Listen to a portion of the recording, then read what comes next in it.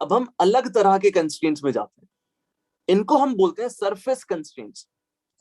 तो surface constraints में होता है कि मान लो हमारे पास दो बॉडीज हैं, लेट्स से एक बॉडी का नाम है ए और दूसरी बॉडी का नाम है बी, और ये दोनों इस तरह से मूव कर रही हैं कि ये हमेशा एक दूसरे के साथ कांटेक्ट में रहती है। फॉर एग्जांपल लेट्स से एक ब्लॉक, एक वेज है लेट्स से यहाँ पे, और इस वेज पे एक ब्लॉक स्लिप कर रहा है। तो ये बताओ क्या ये ब्लॉक इस वेज के साथ कांटेक्ट बनाए रखता है कि हवा में उड़ जाता है, कांटेक्ट तोड़ देता है, क्या होता है बताओ? कांटेक्ट में रहता है। कांटेक्ट में रहता है। अभी बताओ मुझे, ये जो ब्लॉक है, इस ब्लॉक की इस तरफ क्या वेलोसिटी है? ये जो ब्लॉक है, जीरो। इस ब्लॉक की परपेंडिकुलर टू द प्लेन क्या वेलोसिटी है, जल्दी बताओ। जीरो। जीरो। बिकॉज अगर इस प्लेन पे कोई खड़ा हो जाए तो इस प्लेन पे खड़े होने के बाद ये जो डिब्बा है ये हमें प्योरली नीचे की तरफ स्लाइड करते हुए दिखना चाहिए, हवा में उड़ते हुए नहीं दिखना चाहिए, उछलते हुए नहीं दिखना चाहिए। सही बात है? हाँ सर। अगर ये उछलते हुए दिख गया तो ये कांटेक्ट तोड़ के भाग जाएगा। अगर इसको कांटेक्ट मेंटेन करते हुए स्लिप करना है तो ये वाली वेलोसिटी नहीं होनी चाहिए। सही बात है भाई, बताओ। Yes sir. अच्छा एक चीज बताओ यार मेरे को, मान लो मैं एक गाड़ी में बैठा हूं, ठीक है, मैं एक गाड़ी में बैठा हूं और एक दूसरी गाड़ी है, और मेरी गाड़ी के हिसाब से उस गाड़ी की इधर पे कोई स्पीड नहीं दिख रही है। उसका मतलब क्या हो सकता है? वो गाड़ी सही में रुकी हुई है कि हो सकता है हम दोनों की इस तरफ की वेलोसिटी सेम हो? क्या जरूरी है? वेलोसिटी सेम होनी चाहिए। वेलोसिटी सेम होनी चाहिए दोनों गाड़ियों की इस तरफ। वो गाड़ी रुकी हुई है जरूरी नहीं है, आगे ना।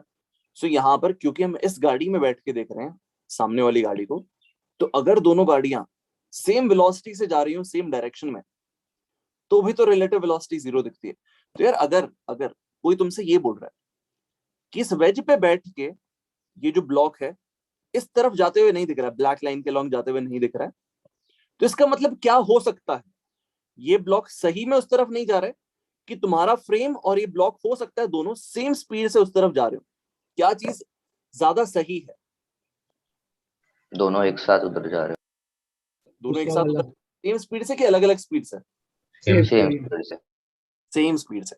तो यहां पर ये कंस्ट्रेंट बन जाता है। कंस्ट्रेंट क्या है कि अगर एक बॉडी ये है, एक बॉडी ये है और एक बॉडी ये है, अगर इन दोनों को कांटेक्ट मेंटेन करते हुए जाना है, कांटेक्ट मेंटेन करते हुए जाना है, तो इनकी जो कॉमन टेंजेंट है, ये वाली जो मैंने लाइन बना रखी है ये वाली ब्लैक कलर से, इनका कॉमन कांटेक्ट सरफेस है जिसको हम कॉमन टेंजेंट भी बोल सकते हैं।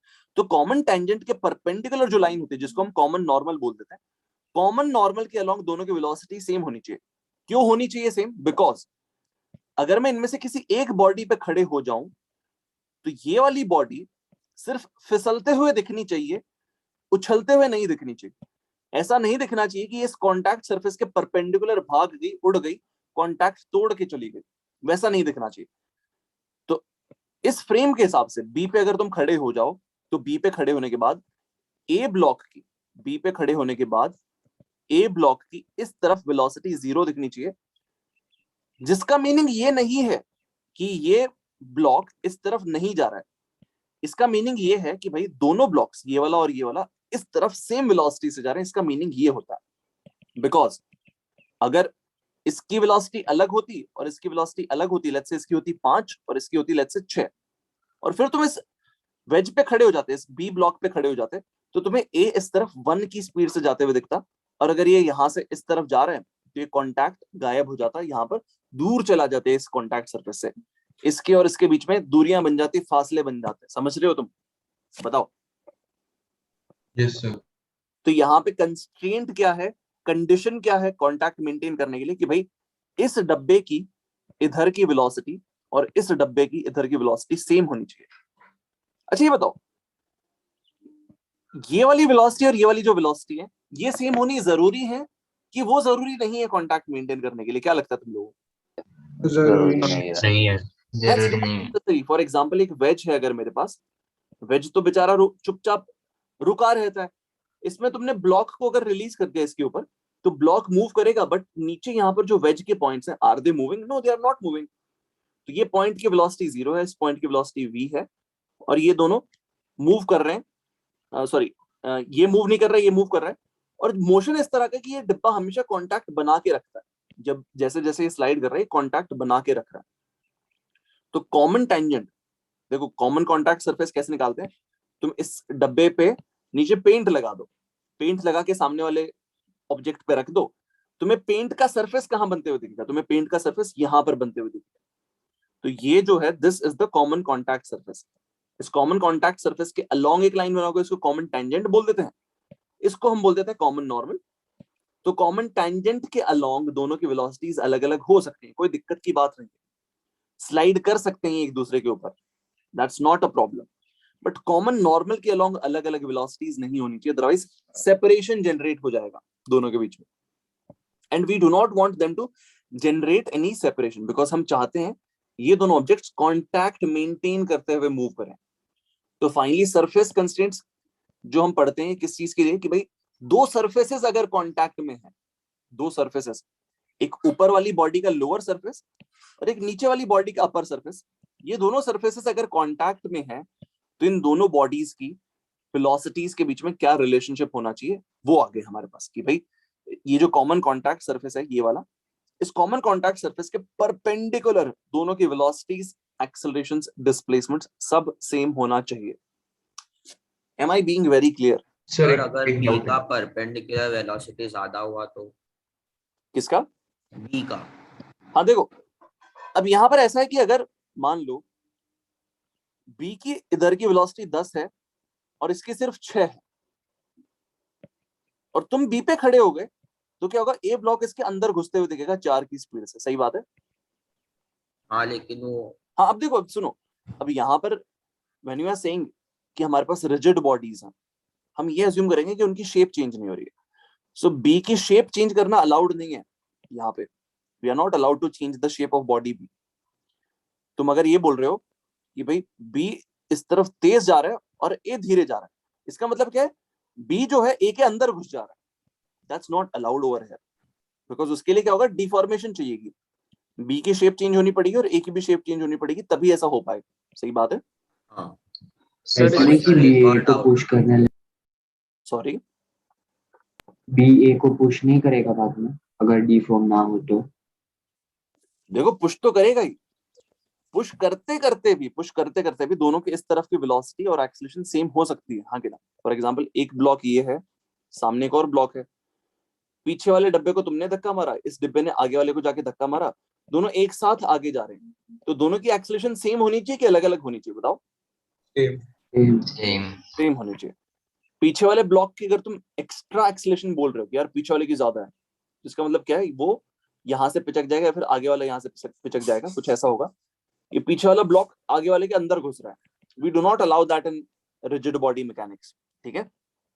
सर बोलो। सर इन दोनों बॉडी के मासेस डिफरेंट है ना? हाँ, मासेस के बारे में कहीं पर कुछ मेंशन्ड नहीं है, व्हिच मींस ये जो कंस्ट्रेंट है this is independent of masses, ठीक है?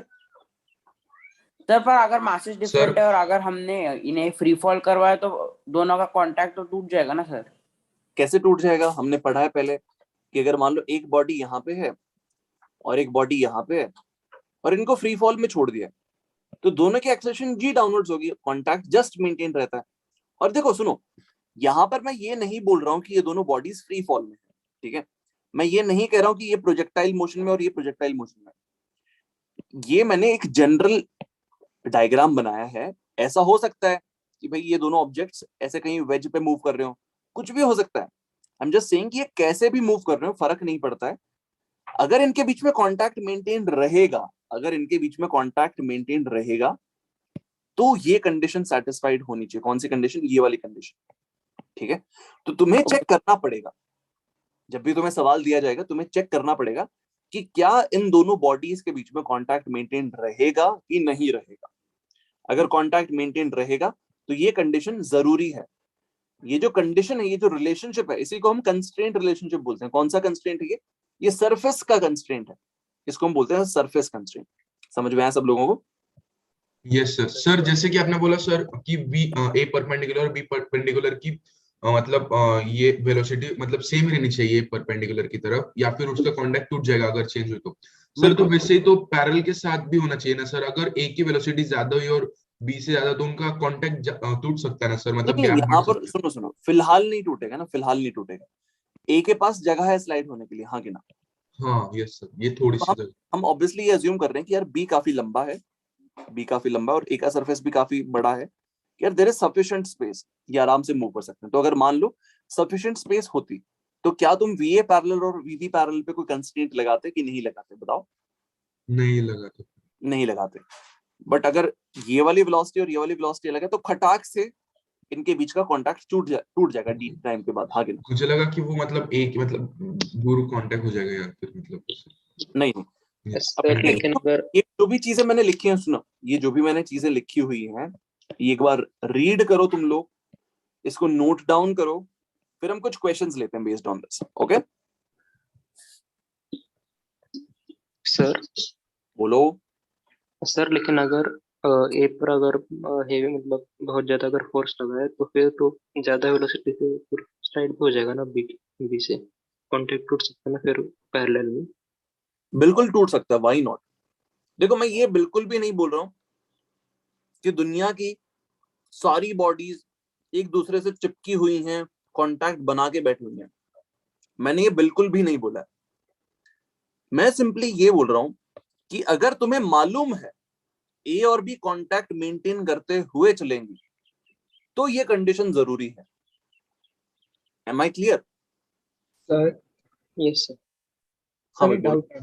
सर अगर सर दोनों अगर रिजेक्ट हुई और ए की वेलोसिटी थोड़ी कम हुई बी से, तो फिर दोनों तब भी सेम वेलोसिटी से रह जाएंगे क्या? No no no no. देखो, मान लो ऐसा कुछ है, मान लो एक बॉडी ये है और एक बॉडी ये है, ठीक है? और मान लो बी की जो वेलोसिटी है वो लेट्स से 10 मीटर्स पर सेकंड है, और ये जो ए है, इस ए के ऊपर की वेलोसिटी लेट्स से 10.01 मीटर पर सेकंड है, ठीक है? अब देखो, एक सेकंड के बाद बी कितना ऊपर आ जाएगा? 10 मीटर ऊपर आ जाएगा। उतने ही एक सेकंड के बाद ए कितना ऊपर आ जाएगा? ए आ जाएगा 10.01 मीटर्स। इसमें और इसमें डिफरेंस कितना है? इसमें और इसमें डिफरेंस है 1 सेंटीमीटर का। तो यहां पर बी का अपर सरफेस आ गया, यहां पर ए का लोअर सरफेस आ गया, दोनों के बीच में कितना गैप क्रिएट हो गया? 1 सेंटीमीटर का, हाँ कि ना? तो क्या कांटेक्ट टूट चुका है दोनों के बीच में, यस सर। कि कांटेक्ट मेंटेन रहेगा? बताओ। सर टूट जाएगा टूट जाएगा, सही है। सर, बट और अगर और उल्टा हो गया? और बी बी तेज आना अलाउड है ही नहीं। हम यहाँ पर ये अज्यूम करेंगे कि भाई ये बॉडी और ये बॉडी दोनों रिजिड हैं, अपनी शेप नहीं चेंज होने देंगी। ये बी यहाँ पर पीछे एक्स्ट्रा तेज नहीं जा सकता है। ऐसा नहीं हो सकता है कि ए के जो पार्टिकल्स है उनको पार करके चला जाए बी का कोई भी पार्टिकल, वो अलाउड नहीं है यहाँ पे। तो बी तेज हो ही नहीं सकता है, बी का तेज होना अलाउड नहीं है, बिकॉज सामने ए के पार्टिकल्स हैं। ए के पार्टिकल्स अपनी जगह से नहीं हिलेंगे, डिफॉर्म नहीं होंगे, तो बी के पार्टिकल्स ए के पार्टिकल्स को कैसे ओवरटेक कर सकते हैं? समझ में आ रहा है? सर फिर ऑलमोस्ट स्टक रहेगा ना बी ए को? बिल्कुल, they would always be stuck. अगर दोनों की वेलोसिटी सेम है, दोनों की वेलोसिटीज अलग है, तो स्टक कैसे रहेगा? और फिर बी की वेलोसिटी ए के इक्वल होगी क्या? हमेशा। वही तो बोल रहा हूं मैं। देखो, इनका कांटेक्ट देखो कहां पर बन रहा है। इनका कांटेक्ट बन रहा है यहाँ पे। कांटेक्ट के पैरेलल सेम वेलोसिटीज होनी चाहिए, कि कांटेक्ट के परपेंडिकुलर? कहां की, मतलब कंस्ट्रेंट किस पे, कंडीशन किस पे है? परपेंडिकुलर। परपेंडिकुलर पे, ठीक है। जो भी मैंने लिखा है सब लोगों ने रीड कर लिया क्या? तो जब नॉर्मल जीरो होता है तो उसका मतलब कांटेक्ट है कि नहीं है, या फिर जस्ट कांटेक्ट है? दोनों चीजें हो सकती हैं यार। कांटेक्ट टूट चुका है तो नॉर्मल पक्का जीरो होगी। कांटेक्ट बना हुआ है बट जस्ट बना हुआ है, तो तब भी नॉर्मल जीरो होता है। तो नॉर्मल जीरो हो तो दोनों में से कोई भी एक कंडीशन हो सकती है, या तो कांटेक्ट ऑलरेडी टूट चुका है या फिर टूटने वाला है और बॉडी जस्ट कांटेक्ट में है। तो दोनों कंडीशंस हो सकते हैं। Yes sir.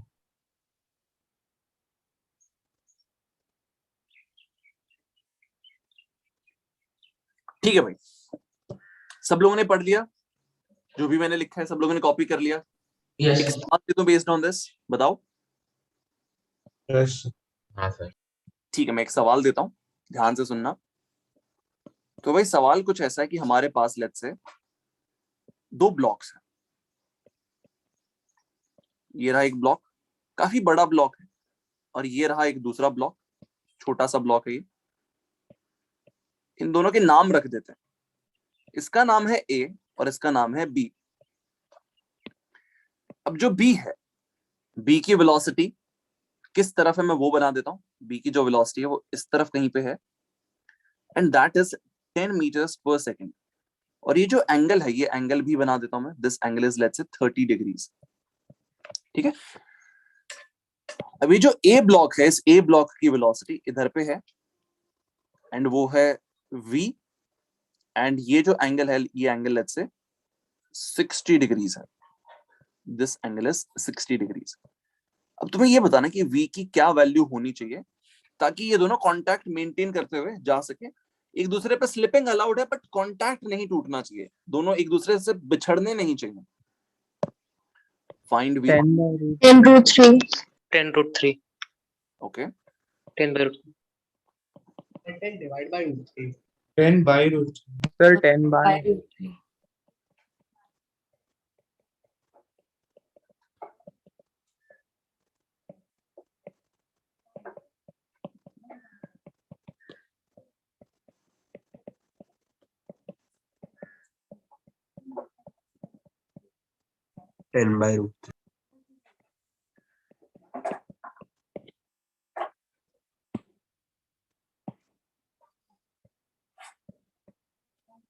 10/√3 आ रहा है। ओके, मैं सब लोगों को मौका देता हूँ यार, एक आसान सवाल है, सब लोगों के पास मौका है इस सवाल को करने का। बेसिक थ्योरी है, हर कोई सेम लेवल पे है।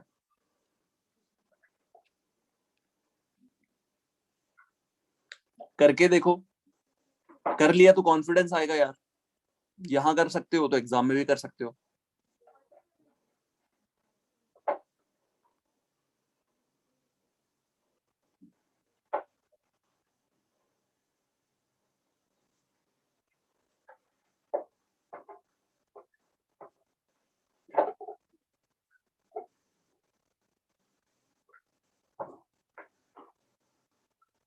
ओके, कितने लोगों ने कर लिया इसको? कितने लोगों ने कर लिया और कितने लोगों का आंसर कितना 10/3 आ रहा है? 10/√3। 10/√3 ठीक है, कितने लोगों ने कर लिया और आंसर 10/√3 आ रहा है? एक बार बताओ। 120 में से सिर्फ 45 लोग कर पाए अभी तक। बाकी लोग यार, इतना खराब पढ़ा है कि मैंने ये टॉपिक कि लोगों आधे आज सिर्फ आधे लोगों को समझ में आ रहा है।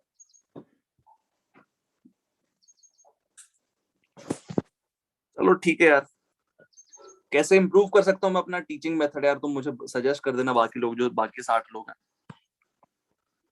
सर वो ठीक। मीटिंग में ही नहीं होगी। मीटिंग में ही नहीं होंगे, ठीक है यार। चलो देखो, अब यहाँ पे सबसे पहले ये पता करो कि भाई कॉन्टैक्ट सरफेस है किधर पे। किसी एक डब्बे को पेंट में डुबो दो और देखो वो जाके दूसरे डिब्बे पे कहां पर पेंट लगाएगा। तो अगर मैं ए को पेंट में डुबो के ले आऊं, इस ए डिब्बे को, और बी पे जाके इसको रख दिया मैंने, तो यहां कहीं कॉन्टैक्ट बनेगा, इधर पे कॉन्टैक्ट बनेगा। This would be the contact surface, A के बेस के नीचे और बी के छत पे। So this is the contact surface. इस कॉन्टैक्ट सरफेस के अलोंग एक लाइन बनाए तो उसको कॉमन टैंजेंट बोलेंगे। उस पे एक परपेंडिकुलर बना दे तो वो कॉमन नॉर्मल हो जाएगी। कॉमन नॉर्मल का मतलब क्या है? दोनों के नॉर्मल है, दोनों के परपेंडिकुलर है। बी के सरफेस के भी परपेंडिकुलर है, ए के सरफेस के भी परपेंडिकुलर है। कॉमन टेंजेंट का मतलब क्या है? दोनों के सरफेस के टेंजेंट है। ए के सरफेस पे भी टेंजेंट है, बी के सरफेस पे भी टेंजेंट है। अब यहाँ पर कंस्ट्रेंट क्या है? सरफेस कंस्ट्रेंट है क्या कि अलोंग द कॉमन नॉर्मल दोनों की वेलोसिटीज सेम होनी चाहिए, अदरवाइज कॉन्टैक्ट लूज हो जाएगा, कॉन्टैक्ट ब्रेक हो जाएगा। तो यहां पर सरफेस कंस्ट्रेंट लगाएंगे। Surface constraint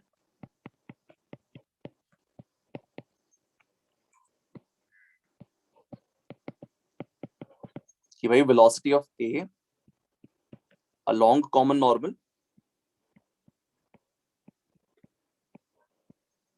is equals to velocity of B along common normal.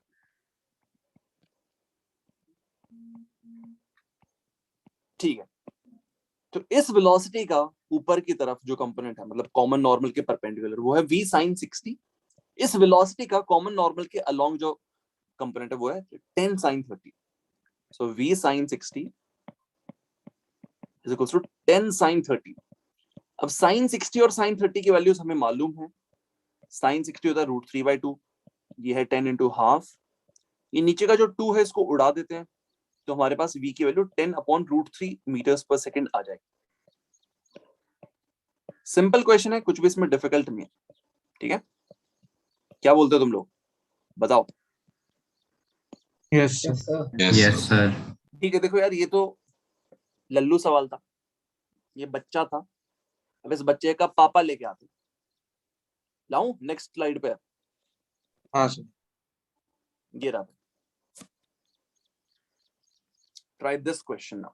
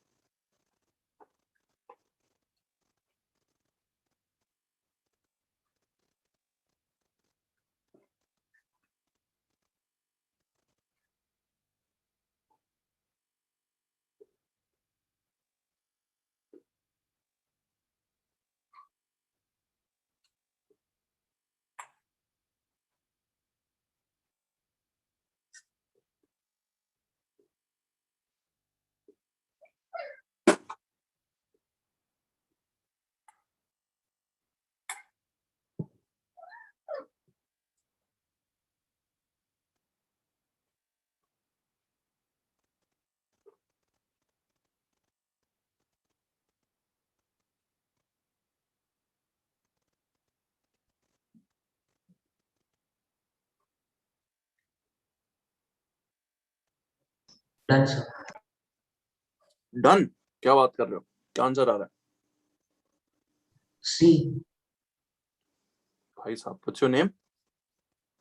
Girish Devade. Dipesh? Girish. Girish? हाँ सर. नाइस यार गिरीश.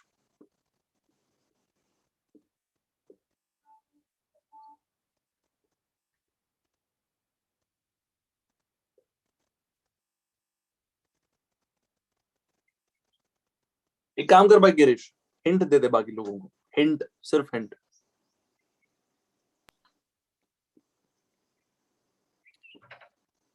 बी पॉइंट की एब्सोल्यूट वेलोसिटी कहां पर होगी? बी पॉइंट या फिर ए पॉइंट? नीचे, ऊपर? नीचे. बी पॉइंट की एब्सोल्यूट वेलोसिटी नीचे है और उसके साथ जो कांटेक्ट में जो ब्लॉक है, बी के साथ में जो कांटेक्ट में ब्लॉक है मतलब जो राइट वाला ब्लॉक है, उसकी वेलोसिटी हॉरिजॉन्टल है. बी की वेलोसिटी वर्टिकली डाउन, ब्लॉक की वेलोसिटी हॉरिजॉन्टल. अच्छा, कॉमन नॉर्मल कौन सी वाली लाइन आ जाती है? ओबी आ जाती है क्या? हाँ। Yes. ठीक है, तो ओबी के अलोंग कंपोनेंट सेम कर देंगे। अच्छा ऐसा कुछ है, समझ गया। थैंक्स यार गिरीश। बाकी लोग हिंट लो, करो इसको।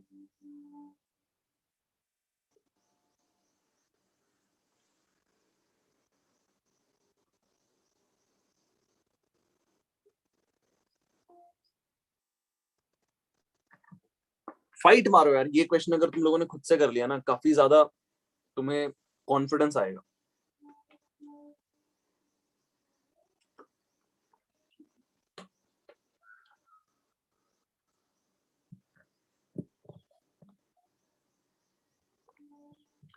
हिंट ये है कि बी पॉइंट पे अगर हम कॉमन टेंजेंट बनाएंगे तो वो टेंजेंट सर्कल पे टेंजेंट बनाना, बिकॉज जो ब्लॉक है, ब्लॉक का तो शार्प कॉर्नर है, तो शार्प कॉर्नर को नहीं देखना हमने, हम बी को देखेंगे जो स्मूथ सरफेस है। तो बी पे स्फेयर का सरफेस स्मूथ है, उस स्मूथ सरफेस पे कॉमन टेंजेंट बना दो, फिर उस कॉमन टेंजेंट के परपेंडिकुलर जो कॉमन नॉर्मल आएगी वो ओबी होगी, विच इज द रेडियस। अब ट्राइंगल ओ ए बी जो है वो शायद इक्विलैटरल ट्राइंगल हो, तो एंगल्स के बारे में तुम्हें आइडिया लग जाएगा। हाँ सर अभी हो गया। हाँ सर। क्या आंसर आ रहा है? Option C. ऑप्शंस क्या आ रहे हैं? तो 3 लोगों की आवाजें आई अभी तक, बाकी लोग भी करो यार, कम ऑन, थोड़ा फाइट मारो। सर ओए भी इक्विलैटरल ट्रायंगल कैसे हो सकता है? ओए की लेंथ क्या है? रेडियस। ओपी की लेंथ क्या है? रेडियस। एबी की लेंथ क्या दे रखी है? आर। तो ओए आर, ओबी आर, एबी भी आर है ना।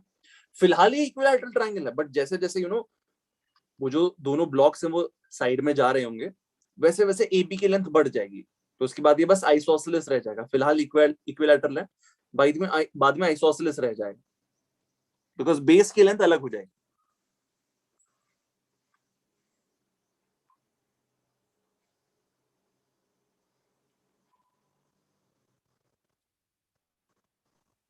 Okay sir. सर हो गया। नाइस यार, वेरी गुड। ठीक है, मैं सॉल्व कर देता हूँ, काफी ज्यादा टाइम हो गया, सो लेट मी सॉल्व। जिन लोगों ने कर लिया, वेरी गुड भाई, वेरी गुड। ये एक बहुत अच्छे लेवल का सवाल है, तो इसको मैं 2 स्टार दे देता हूँ यहाँ पर।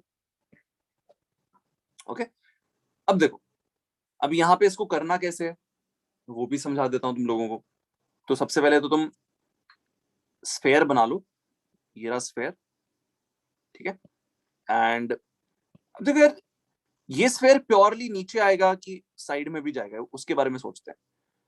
दोनों ब्लॉक्स एकदम सिमेट्रिकली मूव कर रहे हैं, दोनों ब्लॉक्स एकदम सिमेट्रिकली मूव कर रहे हैं, तो ये जो स्फेयर है ये किसी एक की तरफ नहीं जा सकता यार, बिकॉज ये भी वैसा ही है, ये भी वैसा ही है, तो ये दोनों में से किसी के साथ भेदभाव नहीं कर सकता है।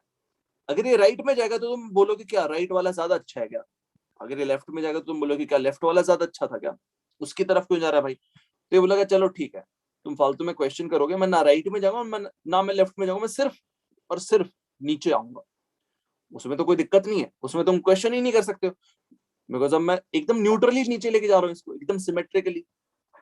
तो यहाँ पर ये जो तुम्हारा स्फेयर है, स्फेयर के पास जो वेलोसिटी होगी वो नीचे होगी, डाउनवर्ड्स होगी। तो sphere moves downwards with a certain velocity, and इसकी वेलोसिटी को v1 मान लो। स्फेयर की जो वेलोसिटी है उसको v1 मान लो भाई। तो स्फेयर का एक एक पार्टिकल, हर पार्टिकल नीचे जा रहा होगा with a velocity v1, because पूरा स्फेयर नीचे की तरफ मूव कर रहा है विद अ वेलोसिटी v1। ये चीज समझ में आ रही है सब लोगों को? बताओ। Yes sir. तो ये है अपने हमारे स्फेयर का सेंटर। अब हम बात करते हैं बी पॉइंट। तो बी पॉइंट पे जो पार्टिकल है स्फेयर का, उसके पास भी नीचे की तरफ वेलोसिटी होगी भाई, उसकी भी वेलोसिटी नीचे की तरफ होगी। और अब मैं बनाता हूं ब्लॉक, इसके साथ ब्लॉक किधर पे कांटेक्ट में, इसके साथ ब्लॉक कांटेक्ट में इधर पे। दिस इज द ब्लॉक, ठीक है। इस ब्लॉक को कुछ नाम दे दो, ब्लॉक 2, ब्लॉक 1, ऐसे नाम दे दो। ये ब्लॉक नंबर 2 है। तो देखो, ये जो बी पॉइंट है, बी पॉइंट की वेलोसिटी नीचे की तरफ है v1, और ये जो 2 नंबर ब्लॉक है, इसमें यहां पर एक पॉइंट ले लो, इस पॉइंट को नाम दे दो c। तो सी की जो वेलोसिटी है वो इस तरफ है, सी की वेलोसिटी इस तरफ है, कितनी है, v है। अब देखो क्या बी और सी ने फिलहाल कांटेक्ट बना रखा है कि नहीं बना रखा है? बना रखा है। क्या ये कांटेक्ट मेंटेन करेंगे ये स्फीयर और ये जो ब्लॉक है? बिल्कुल, दे वुड मेंटेन कांटेक्ट। तो यहां पर क्या होना चाहिए, ऐसा नहीं हो जाना चाहिए कि सी इस तरफ जा रहा है रिलेटिव टू बी, मतलब दोनों की इस तरफ की वेलोसिटी सेम होनी चाहिए। बिकॉज अगर बी और सी की इस तरफ की वेलोसिटी अलग हो गई तो दोनों बिछड़ जाएंगे, दोनों सेपरेट हो जाएंगे, कांटेक्ट टूट जाएगा। मैंने ये वाली डायरेक्शन ही क्यों चूज की? बिकॉज अगर मैं इधर पे एक कॉमन टेंजेंट बनाऊं, यार this is the contact surface, contact surface की एक परपेंडिकुलर लाइन बनाओगे तो इसके सेंटर से पास करेगी, सो this is the common tangent. और कंस्ट्रेंट जो होता है वो कॉमन टेंजेंट वाली वेलोसिटी के ऊपर ही होता है। तो यहां पर मैं पहले कॉमन टेंजेंट बना देता हूं, फिर हम बात करते हैं। This is the common tangent, sorry this is the common normal, my bad. ये कॉमन नॉर्मल है, सी एन लिख देता हूं इसको, एंड ये है तुम्हारी कॉमन टेंजेंट। भाई जो भी चीजें मैं बोल रहा हूँ समझ में आ रही है क्या सब लोगों को? Yes sir. अब देखो यहाँ पे ये जो ट्राइंगल है OAB, इट इज इक्विलैटरल। मैं लिख देता हूँ ट्राइंगल OAB इज इक्विलैटरल।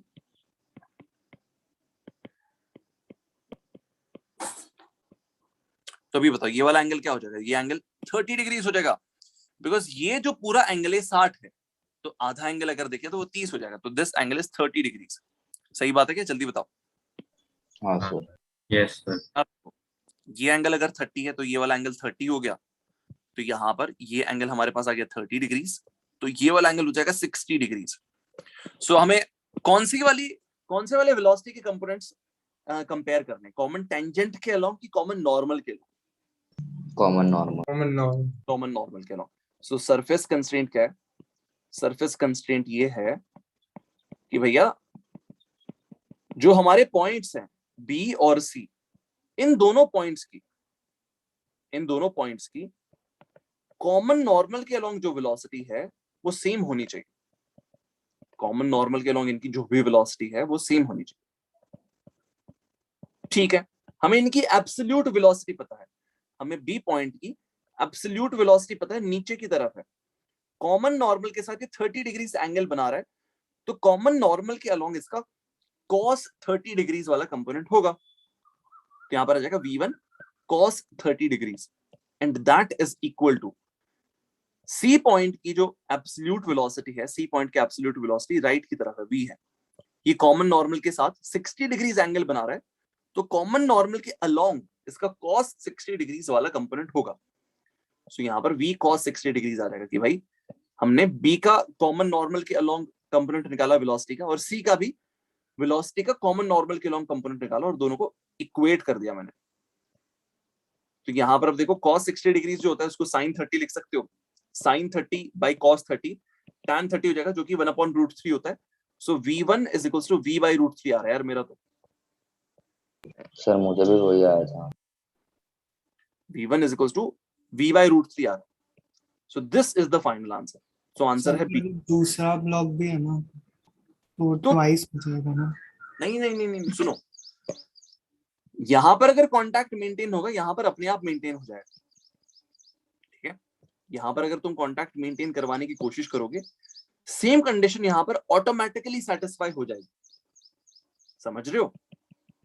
देखो ये जो स्फीयर है, स्फीयर क्या कर रहा है? नीचे आ रहा है, ये स्फीयर नीचे आ रहा है, ये इधर जा रहा है, ये इधर जा रहा है।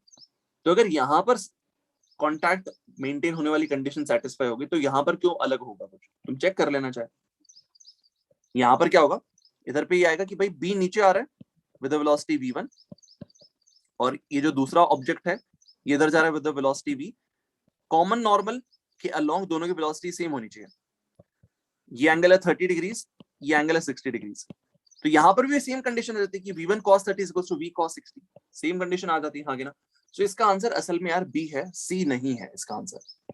ठीक है, तो Sir, I did it by considering radius. OA is equal to OB or equilateral triangle वैसा। हाँ मैंने भी वैसे ही किया ना। देखो OA और OB सेम है। I got the answer as C. अरे तो देखो ये एंगल तुमने 30 डिग्री लिया कि नहीं लिया? I took OB that was 60 degrees as equivalent. हाँ देखो ये पूरा ये जो ट्राइंगल है OAB, OA and B, this is an equilateral triangle, ये तुम्हारी सही बात है एकदम। अब इसके आगे क्या किया तुमने ये बताओ चलो। I considered OBA as 60 degrees. OBA, this is 60 degrees, तो या तुमने ये वाला एंगल 60 डिग्रीज ले लिया। अब इसके बाद क्या किया बताओ। और वो राइट एंगल बनाया। राइट एंगल ट्राइंगल बनाया, फिर उसके बाद और सर उससे V sin 60 दिया। V sin 60 लिया तुमने। Yes sir same.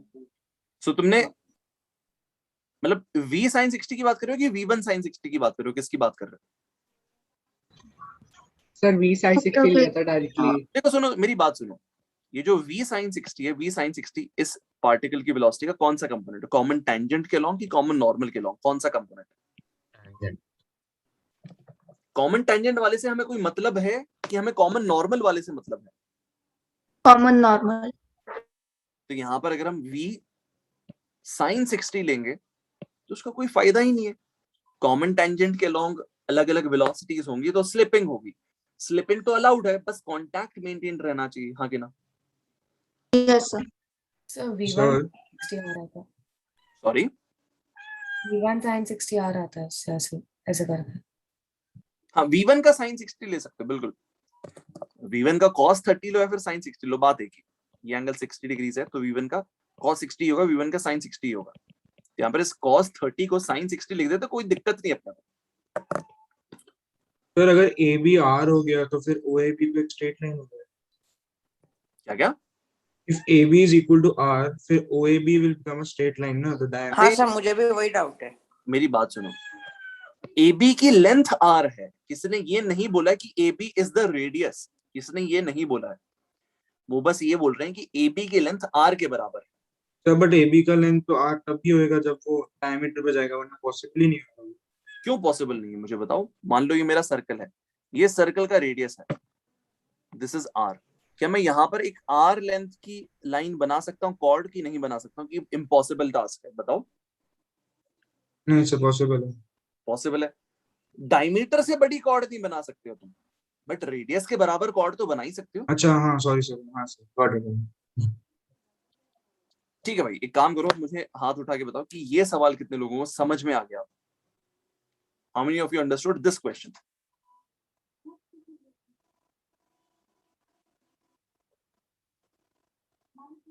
ठीक है भाई।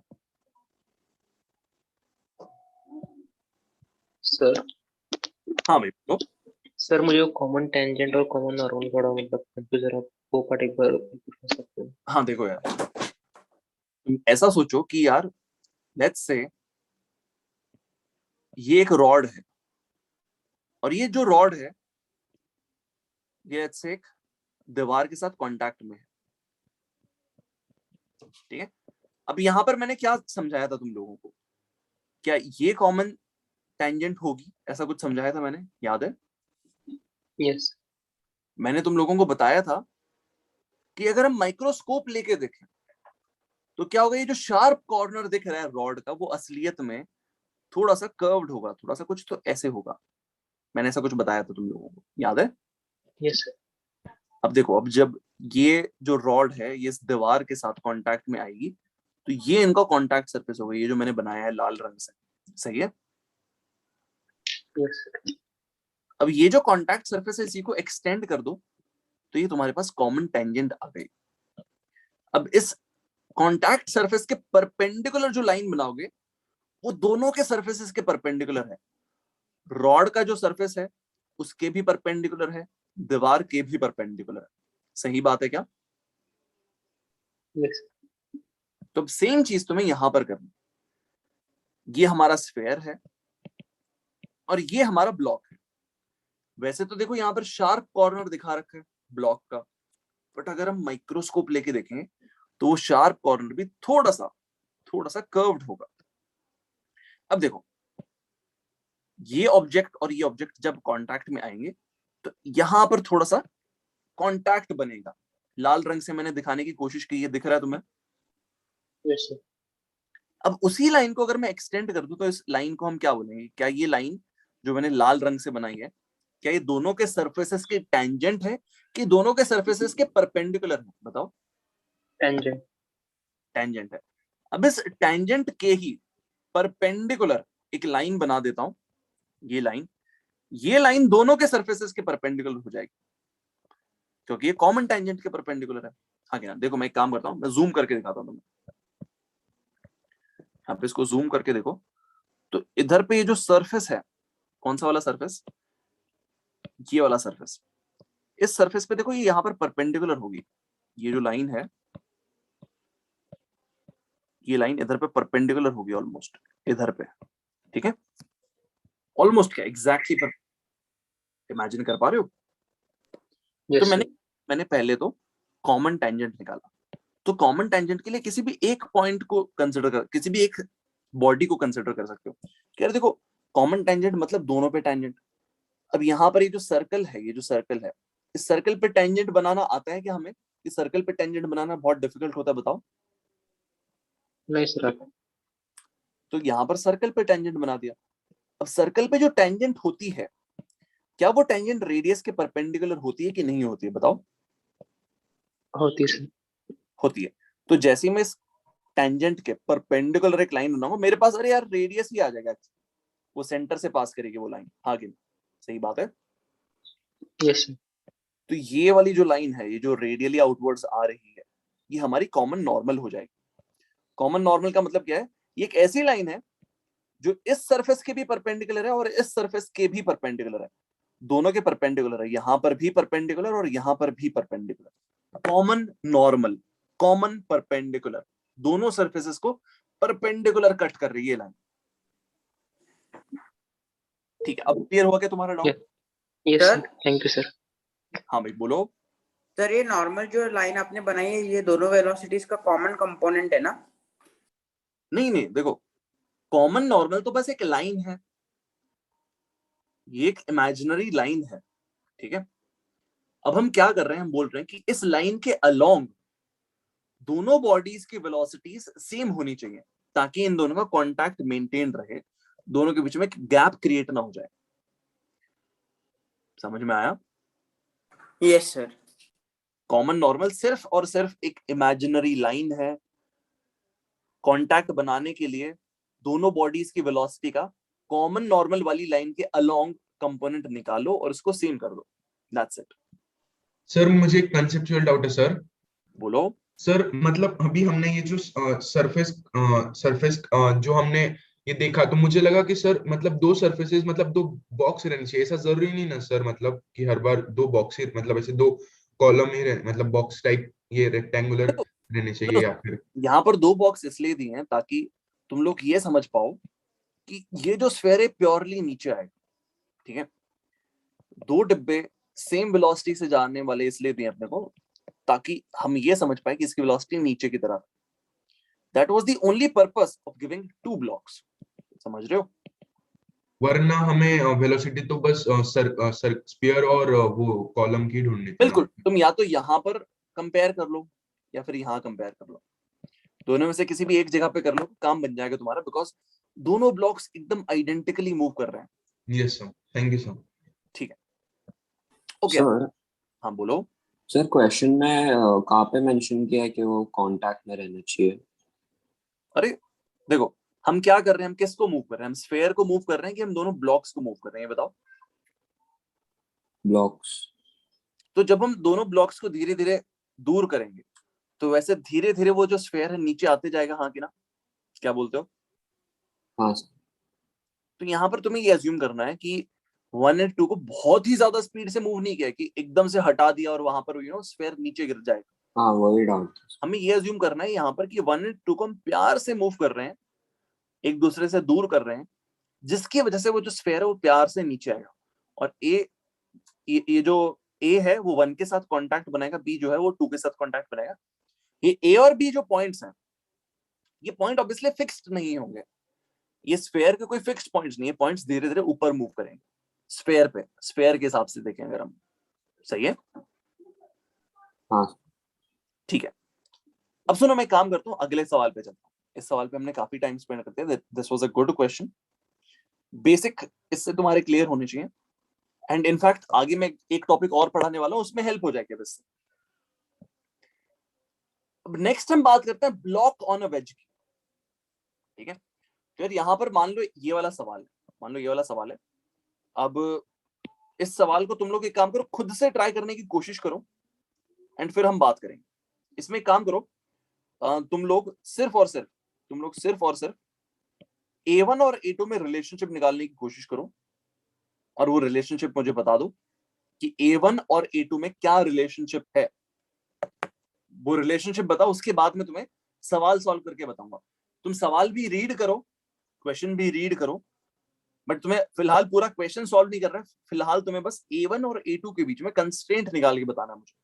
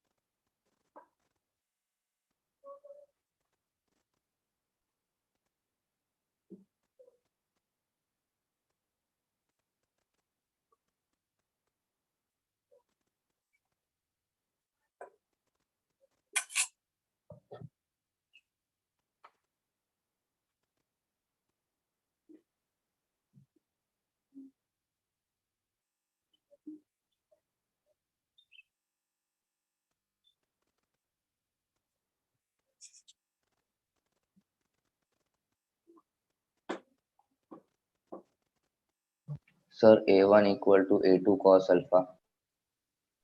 A2 sin alpha. Sine alpha. Sin alpha. हाँ सर। मुझे साइन अल्फा लग रहा है।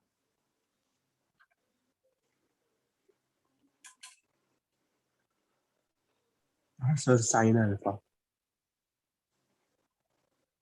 करेक्ट।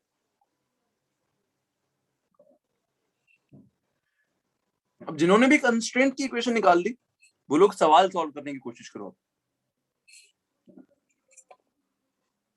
कंस्ट्रेंट सही आया तुम लोगों का, A1 is equal to A2 into sine alpha.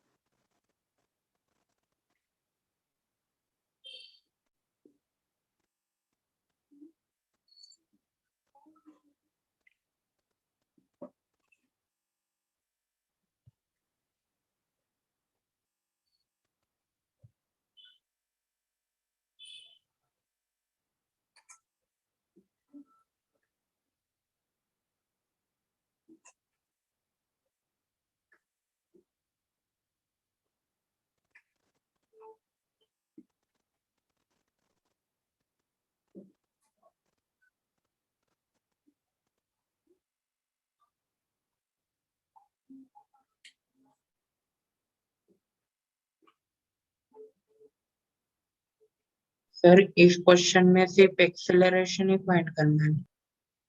हाँ, एक्सेलरेशन फाइंड करनी है। सर हो गया।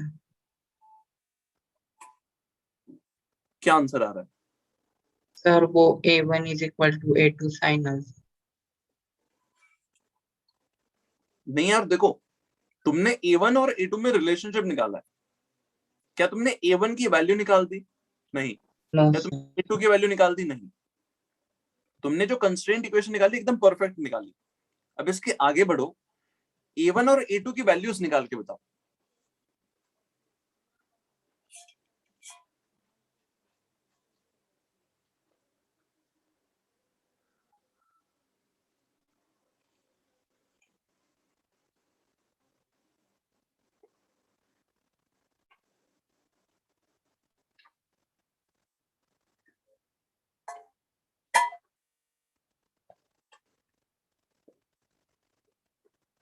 सर एक मिनट।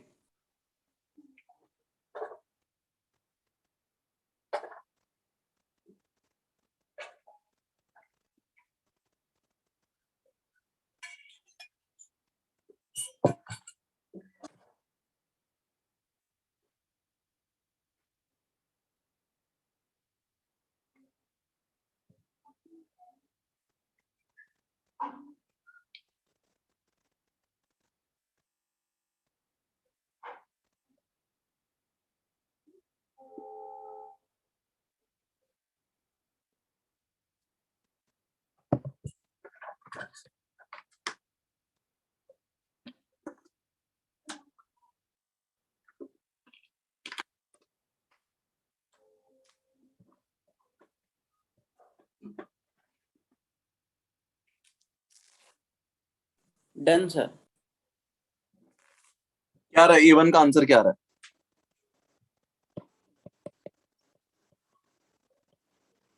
बोलो सर आप आंसर्स लिख सकते हो क्या? तुम लोग अपना बताओ, A1 का आंसर क्या रहा है बताओ। अरे बोला करो यार, देखो गलती हो जाए तो क्या जी दिक्कत? कॉस अल्फा है।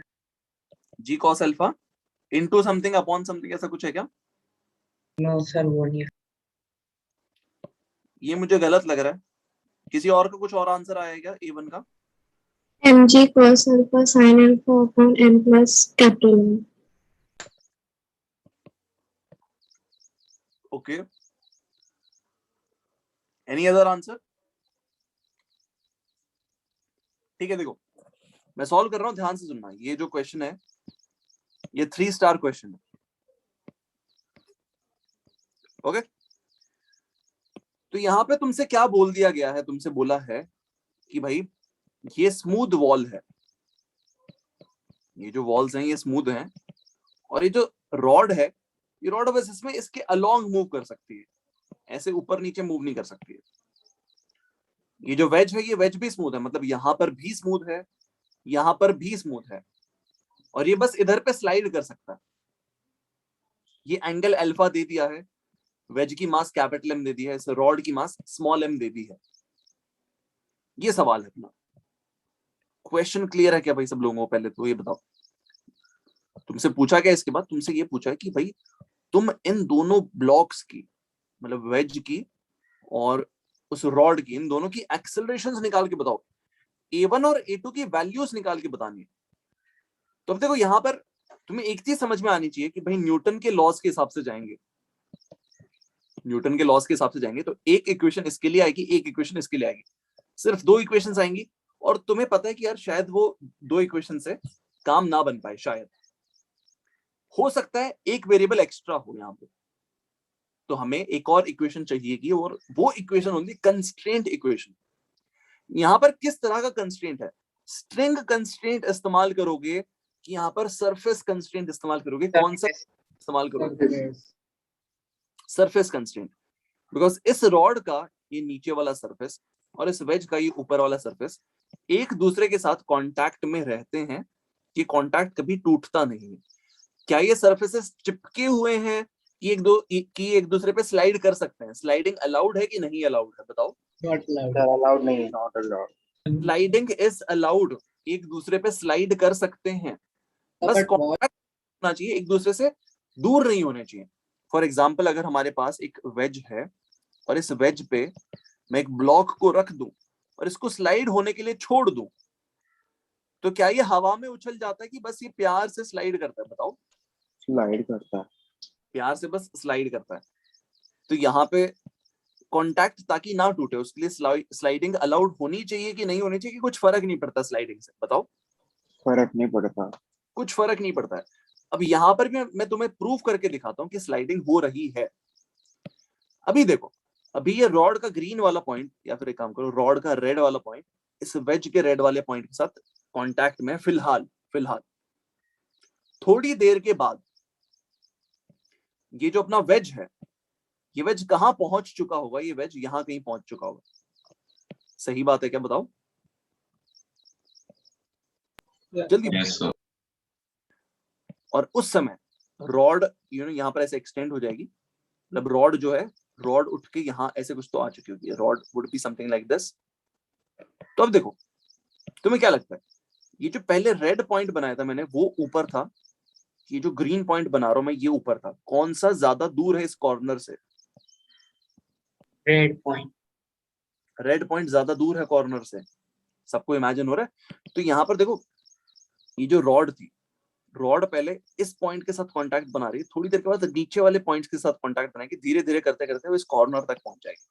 तो एक टाइम आएगा जब ये जो वेज है, ये वेज बहुत ही ज्यादा दूर पहुंच चुका होगा, तब ये रॉड और ज्यादा नीचे वाले किसी पॉइंट के साथ कांटेक्ट बना रही होगी। तो क्या ये रॉड स्लाइड हो रही है इस वेज पे कि नहीं हो रही है? हो रही है, बिल्कुल हो रही है। बट क्या ये रॉड इस वेज से सेपरेट हो रही है? नहीं, सेपरेट बिल्कुल भी नहीं हो रही। कॉमन नॉर्मल के अलोंग लगता है एक्सेलरेशन सेम है। इतना समझ में आ रहा है सब लोगों को? जल्दी बताओ। हाँ सर। अब देखो, मैं पहले तुम लोगों को समझा देता हूं, फिर मैंने ऑलरेडी लिखी हुई ये चीजें, steps to get the constraint equation, वो स्टेप तुम्हें शो कर दूंगा। तो देखो यहां पर क्या करना है, तुम ये देखो कि कांटेक्ट में है कौन कौन। कांटेक्ट में रॉड का ये वाला पॉइंट है और वेज का ये वाला पॉइंट है फिलहाल कांटेक्ट। ये एक दूसरे पे स्लाइड कर सकते हैं, बट एक दूसरे से दूर नहीं जाने चाहिए किसी भी हालत में। एक दूसरे से दूर in the sense common normal के अलोंग सेपरेशन जनरेट नहीं होनी चाहिए, दोनों के बीच में गैप क्रिएट नहीं होना चाहिए कॉमन नॉर्मल के अलोंग। ठीक है भाई, तो मैं इस पॉइंट को कुछ नाम दे देता हूं। इस पॉइंट को नाम दे दिया है ए, इस पॉइंट को कुछ नाम दे देता हूं बी। दो नाम दे दिए मैंने, एक पॉइंट को नाम दे दिया ए, एक पॉइंट को नाम दे दिया बी। क्या तुम्हें बी की एक्सेलरेशन पता है? हाँ, बी की मुझे एक्सेलरेशन पता है। ये जो बी पॉइंट है ये राइट में जा रहा है, पूरे वेज के साथ आगे जा रहा है, बिकॉज ये वेज का ही हिस्सा है। तो बी पॉइंट आगे जा रहा है A2 एक्सेलरेशन से। ठीक है, क्या तुम्हें ये वाला एंगल मालूम है? हाँ, ये एंगल अल्फा है, तो ये एंगल भी अल्फा होगा। क्या तुम्हें ए पॉइंट की एक्सेलरेशन मालूम है? हाँ मालूम है। ए पॉइंट की एक्सेलरेशन प्योरली इस तरफ है। कितनी है? हमने उसको A1 मान रखा है। ठीक है भाई, क्या ये A1 perpendicular to the surface है? कहां लिखा है? इधर पे लिखा है। जो तुम्हारी रॉड है, it always remains perpendicular to the surface of the wedge. ये जो रॉड है ये हमेशा इसके परपेंडिकुलर रहती है, तो ये हमेशा इस तरफ ही मूव कर सकती है और कहीं मूव कर ही नहीं सकती है। तो यहाँ पर मेरे को क्या समझ में आता है कि भाई A1 जो है वो पूरी की पूरी इस कॉमन सरफेस के परपेंडिकुलर है, मतलब कॉमन नॉर्मल के अलोंग है ऑलरेडी A1। A2 जो है उसका कुछ कंपोनेंट होगा इस तरफ, तो A2 का कॉस अल्फा वाला कंपोनेंट है कॉमन नॉर्मल के अलोंग, कि साइन अल्फा वाला कंपोनेंट है? कौन सा वाला कंपोनेंट है कॉमन नॉर्मल के अलोंग A2 का? साइन अल्फा वाला। तो यहां पर मैं क्या बोलूंगा कि यार अगर ए पॉइंट और बी पॉइंट को कांटेक्ट बना के रखना है, तो ये जो कॉमन नॉर्मल वाली लाइन है इसके अलोंग दोनों पॉइंट्स, ए पॉइंट और बी पॉइंट, इन दोनों की एक्सेलरेशन सेम होनी चाहिए। ए पॉइंट की तो पूरी की पूरी एक्सेलरेशन इस तरफ A1 है ही, तो मैं बोल लिखता हूं कि A1 इज इक्वल टू ये जो बी पॉइंट है इसकी जो एक्सेलरेशन है उसका इधर का कंपोनेंट, तो वो कंपोनेंट है A2 साइन अल्फा। तो ये दोनों बराबर होनी चाहिए। ये यहां पर सरफेस कंस्ट्रेंट आ गया कि यहां पर सरफेस के बीच में गैप ना बने, उसके लिए ये कंडीशन रिक्वायर्ड है। यहां तक समझ में आ रहा है कि सब लोगों को? बताओ सर बोलो। सर सर, आप A2 फिर से साइन repeat कर अल्फा सकते हो कैसा आया component वो ये कैसे सब बता- क्या? मुझे हाँ वो साइन अल्फा मतलब कौन सा मैं कंपोनेंट आपने लिया मैं तुमसे एक चीज पूछता हूँ, मुझे ये बताना। मान लो ये एक डायरेक्शन है, इस डायरेक्शन का नाम है कॉमन नॉर्मल। ये जो डायरेक्शन है इस डायरेक्शन का नाम है कॉमन टेंजेंट। यहाँ पे हमारे पास एक बॉडी की एक्सेलरेशन इस तरफ है, लेट्स से A2, ये एंगल है अल्फा। कॉमन टेंजेंट के अलोंग इस एक्सेलरेशन का क्या कंपोनेंट है, मुझे वो बताओ पहले। Sir A2 cos alpha. तो ये वाला कंपोनेंट क्या हो जाएगा? A2 cos अल्फा होगा कि A2 sin alpha? A2 sin alpha होगा। तो अब यहाँ पर मैं तुम लोगों को वापस बताता हूँ कि पूरा प्रोसेस ध्यान से सुन लेना एक बार, आखिरी बार बता देता हूँ। तो मैं ये बोल रहा हूँ कि भाई ये जो पॉइंट है, इस पॉइंट को नाम दे दो B। ये पॉइंट कहाँ जा रहा है? राइट में जा रहा है, लेफ्ट में जा रहा है, ऊपर जा रहा है, नीचे जा रहा है, टेढ़ा मेढ़ा जा रहा है, कहाँ जा रहा है? ये वाला पॉइंट जो वेज पे है। वेज कहाँ जा रहा है? वेज जा रहा है राइट में। तो क्योंकि ये वेज का ही हिस्सा है, ये भी साथ के साथ राइट में जा रहा है। अग्री करते हो कि नहीं करते हो? जल्दी बताओ। Yes sir. तो इस पॉइंट को नाम दे दो, इस पॉइंट को नाम दिया है B। तो B की एक्सेलरेशन A2 है राइट की तरफ। अच्छा ये वाला जो एंगल है, ये एंगल मुझे कोई बताएगा क्या क्या होगा? क्या ये भी अल्फा ही होगा? हाँ यस हाँ सर। अब देखो, अब मैं एक काम करता हूं, मैं इधर पे कॉमन टेंजेंट बना देता हूं, ये कॉमन टेंजेंट हो जाएगी। सही बात है क्या? जल्दी बोला करो यार, come on. Yes sir. Tangent बना दी मैंने। फिर अब कॉमन टेंजेंट के परपेंडिकुलर एक लाइन बनाओ, उसको बोलो कॉमन नॉर्मल। तो यहां पर कॉमन नॉर्मल बना देते हैं, ये रही कॉमन नॉर्मल।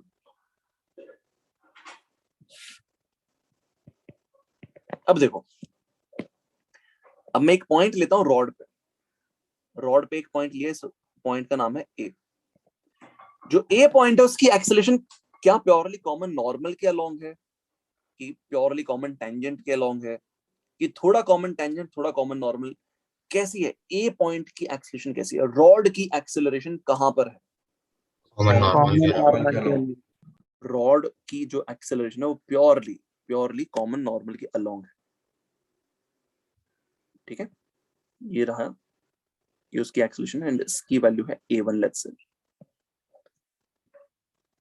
सही है ना? तो यहां पर मैं लिख देता हूं, स्टेप वाइज लिख देता हूं चीजें, तुम देख लेना बस। तो step number 1, take 2 points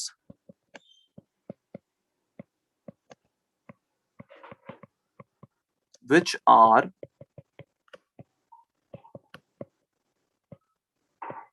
on each of the bodies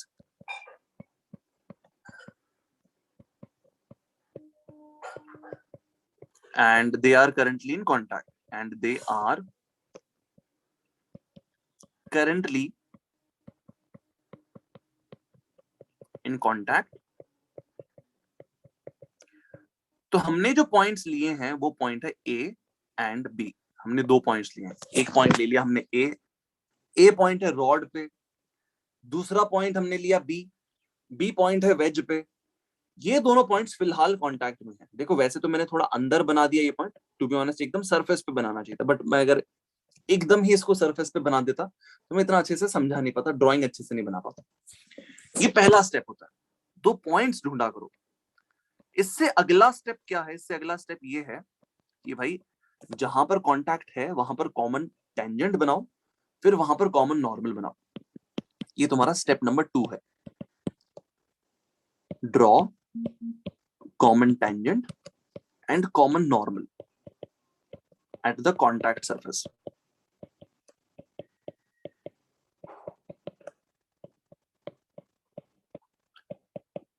तीसरा स्टेप क्या होना चाहिए तुम्हारा तीसरा स्टेप होना चाहिए कि अब एक काम करते हैं, वो जो हमने पॉइंट्स लिए हैं दोनों बॉडीज पे, उनकी एक्सेलरेशन ड्रॉ कर दो। ड्रॉ द एक्सेलरेशन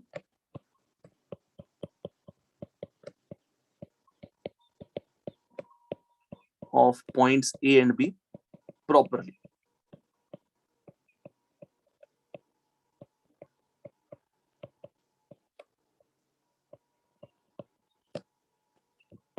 स्टेप 4 अब क्या होगा कि भाई कंस्ट्रेंट ये है कि भैया स्टेप 4 ये है कि कंस्ट्रेंट जो है सरफेस कंस्ट्रेंट वो सिंपल है बहुत।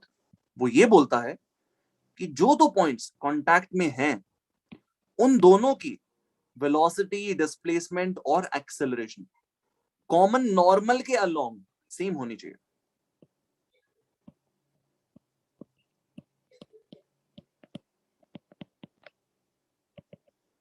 Acceleration of A along common normal, उसका जो भी कंपोनेंट है, is equals to acceleration of B, उसका जो भी कंपोनेंट है अलोंग कॉमन नॉर्मल। क्या मैं टोटल एक्सेलरेशन को सेम बोल रहा हूं कि मैं सिर्फ उसके कॉमन नॉर्मल के अलोंग वाले कंपोनेंट को सेम बोल रहा हूं? जल्दी बताओ। तो ए पॉइंट की तो पूरी की पूरी एक्सेलरेशन, ए पॉइंट की तो पूरी की पूरी एक्सेलरेशन कॉमन नॉर्मल के अलोंग है। तो ए पॉइंट की जो एक्सेलरेशन का कंपोनेंट है कॉमन नॉर्मल के अलोंग वो a1 है। अभी जो बी पॉइंट है इसकी जो एक्सेलरेशन है उसका इधर का कंपोनेंट कॉमन नॉर्मल के अलोंग वो a2 साइन अल्फा है। तो यहां से मेरे पास जो कंडीशन आती है वो है a1 is equal to a2 sine alpha. समझ में आएगा सब लोगों को? सर हाँ भाई बोलो। हम लोग A2 और कॉमन नॉर्मल के बीच में वो 90 माइनस अल्फा लेके भी कर सकते हैं ना? कर सकते हो यार, देखो तुम्हारी मर्जी है, तुम किस तरह से ट्रिग्नोमेट्री यूज करना चाहते हो, इट्स अप टू यू। ठीक है, यस सर। यहाँ पर मेरे पास रहता है A1 is equal to A2 sine alpha. यार अब देखो मैंने पूरी जान लगा दी अपने इसको समझाने में, इससे बेटर यार मैं नहीं समझा सकता हूँ। अगर किसी को अभी भी डाउट है तो यार प्लीज रिकॉर्डिंग देखना, because I won't be able to explain further. ठीक है, अब देखो इसके बाद तुमसे पूछा ये गया था कि इस रॉड की क्या एक्सेलरेशन है और इस वेज की क्या एक्सेलरेशन है। Find the acceleration of the rod and that of the veg. तुमने सिर्फ उन दोनों के बीच का रिलेशनशिप निकाला है, तुमने अभी तक ना A1 निकाला है ना A2 निकाला है, तुमने सिर्फ एक कंस्ट्रेंट रिलेशनशिप निकाल दिया और कुछ भी नहीं किया तुमने अभी तक। तो इसके आगे क्या करना चाहिए? इसके आगे दोनों का FBD बनाना चाहिए, फ्री बॉडी डायग्राम। FBD बनाने के बाद तुम्हें न्यूटन के लॉज लिखने चाहिए। न्यूटन के लॉज लिखो, मतलब न्यूटन का सेकंड लॉ लिखोगे, मतलब उसकी इक्वेशन लिखोगे, उसके बाद तुम सॉल्व करोगे उनको एंड A1 और A2 की वैल्यू आ जानी चाहिए। तो नेक्स्ट स्टेप जो है वो है एक प्रॉपर FBD बनाना। तो मैं एक काम करता हूं, इन दोनों बॉडीज का एक एक करके प्रॉपर FBD बनाता हूं। तो यहां पे अगला स्टेप होगा draw the FBD of all the bodies. So FBD of ways बनाता हूं।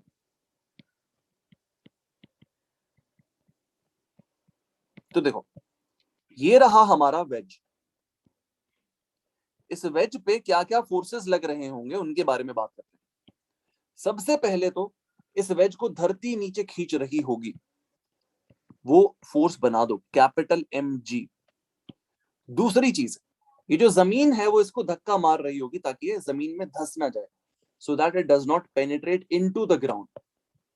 सो यहां से जो नॉर्मल लग रहा है, let's call it the normal from the ground.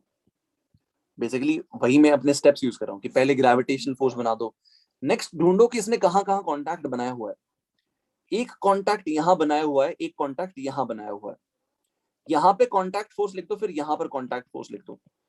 ये भी सरफेस स्मूथ है तो टैंजेंट के अलोंग कोई फोर्स बनाने की जरूरत नहीं, बस इस पे एक धक्का लगेगा वो बना देना। ये रॉड आई, वेज पे धक्का मारा, तो यहां पर एक धक्का बना देता हूं।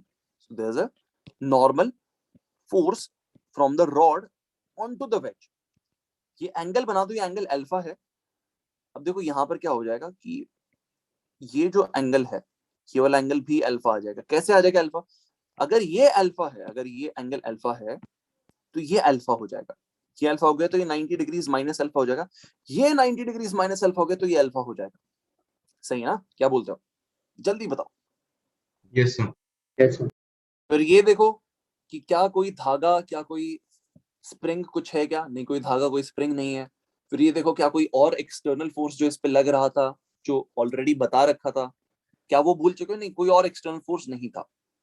ठीक है, तो इसका FBD कंप्लीट हो गया। और इन सभी फोर्सेस के इन्फ्लुएंस के अंडर ये कहां एक्सेलरेट करता है? ये एक्सेलरेट करता है राइट वाली डायरेक्शन में विद एन एक्सेलरेशन A2 और इसकी मास है m। ये मैंने इसका FBD प्रॉपरली बना दिया है और इसकी एक्सेलरेशन भी वहां पर मैंने दिखा दी है। सेम तरह से तुम रॉड का भी FBD बना सकते हो। तो रॉड का FBD क्या होगा? ये रही रॉड, इस रॉड पे क्या क्या फोर्सेस लग रहे होंगे वो बनाने की कोशिश करते हैं। सबसे पहले इस रॉड पे ग्रेविटेशनल फोर्स बना दो। तो ये जो रॉड है, रॉड के सेंटर पे मैंने बना दिया MG कि भाई धरती इसको खींचेगी। दूसरी चीज, ये देखो इसने कहां कहां किस किस के साथ कांटेक्ट बनाया हुआ है। एक इसने कांटेक्ट बना रखा है यहां पे, तो यहां पे क्या ये कांटेक्ट रफ है कि ये स्मूथ है? वो सोचो। अगर रफ होगा तो फ्रिक्शन भी बनाना पड़ेगा और नॉर्मल भी बनाना पड़ेगा। अगर स्मूथ है तो सिर्फ और सिर्फ नॉर्मल बनाना है। तो ये तो नॉर्मल बना, मतलब यहाँ पर तो स्मूथ सरफेस है तो सिर्फ नॉर्मल बनाना है। तो कोई और इसको खींच रहा होगा कि कोई और इसको धक्का मारा हो, कोई और इसको धक्का मार रहा हो। खींच तो वैसे भी नहीं सकता, फेविक्विक थोड़ी ना लगाया भाई हमने। तो यहाँ पर एक नॉर्मल लगेगा। ये वही नॉर्मल है जो रॉड ने वेज पे लगाया, वही as a result, as a reaction wedge ने वापस रॉड पे लगा दिया। अब इस नॉर्मल की जो डायरेक्शन है वो डायरेक्शन क्या है, वो डायरेक्शन यहाँ से अल्फा है, ऑल्दो उसका कोई काम नहीं होगा, ये अल्फा बनाने की कोई जरूरत नहीं है टू बी ऑनेस्ट, इसको छोड़ देता हूँ। अगली चीज क्या बनानी है, तुमने सिर्फ एक कॉन्टैक्ट देखा, यहां पर दीवार के साथ भी तो कॉन्टैक्ट में इन दोनों जगहों पे, तो ये जो दीवार है यहां से अंदर धक्का मार रही होगी शायद इसको, और यहां से ऊपर धक्का मार रही होगी, और ओवरऑल तुम्हें फील आ रही होगी कि यहाँ पर ज्यादा वजन होगा, मतलब यहाँ पर ज्यादा कॉन्टैक्ट बन रहा होगा, यहाँ पर ज्यादा नॉर्मल होगा, तो नेट इधर पे फोर्स आ जाएगा वॉल की वजह से। थोड़ा फोर्स हो सकता है इधर हो, थोड़ा फोर्स हो सकता है इधर हो, बट नेट तुम्हें समझ में आना चाहिए, नेट फोर्स इधर पे होगा वॉल की वजह से। तो यहाँ पर वॉल की वजह से जो इस पे फोर्स होगा इस तरफ होगा, नॉर्मल फ्रॉम द वॉल। क्या वॉल की वजह से फ्रिक्शन बनाना चाहिए? नहीं, वॉल भी स्मूथ है। अब एंगल्स के बारे में बात करते हैं।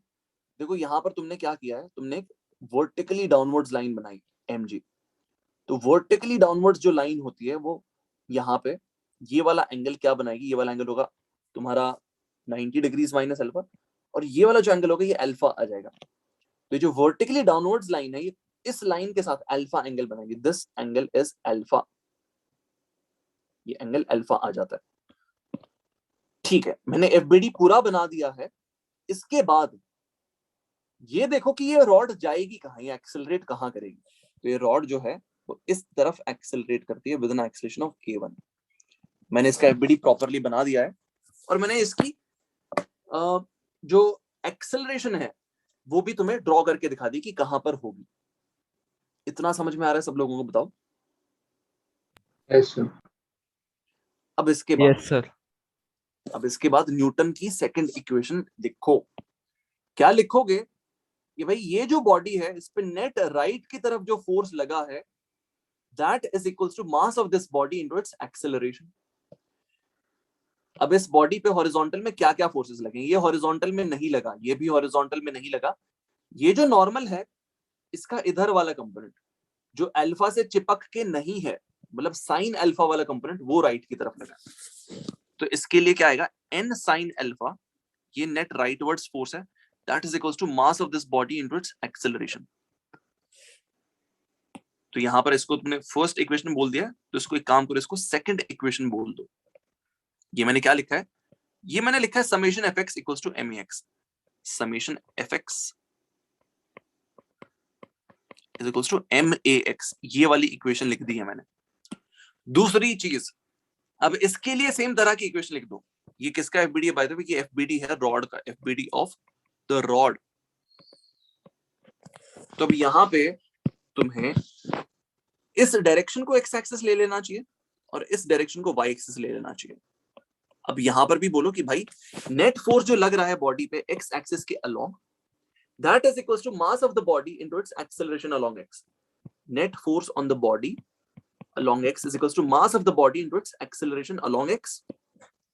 तो ये जो बॉडी है इस पे ये फोर्स तो देखो प्योरली y में लग रहा है, तो इसका कोई हिस्सा नहीं होगा, इसका कोई कंपोनेंट नहीं होगा x एक्सिस के अलोंग। ये जो फोर्स है माइनस x में है, ये जो mg है, इसके दो टुकड़े किए जा सकते हैं, इसको दो कंपोनेंट्स में बांटा जा सकता है।